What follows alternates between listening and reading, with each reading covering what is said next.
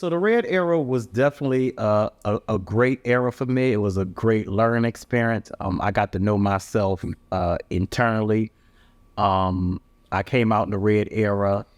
So coming from Philadelphia, we never discussed HIV/AIDS, right? It wasn't something people talked about.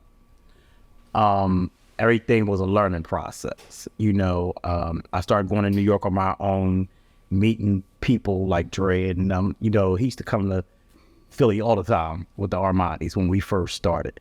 And so, I built bridges and bonds with people going from Philly to New York City. And then I started meeting a lot of people and, taking a lot of pictures, and then realizing that months later, years later, these people are no longer here. Like, what's going on? The ship is changing and stuff.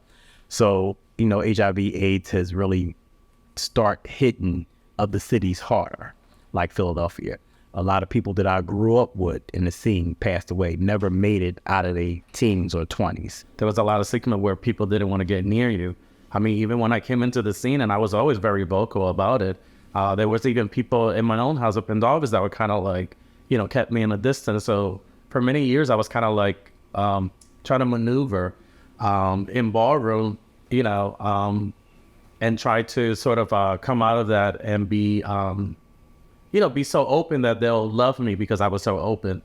But also, from your question, I think it's because ballroom was about the beauty and the glamour that we used to kind of just go to a ball so we could not look at the darkness that's outside.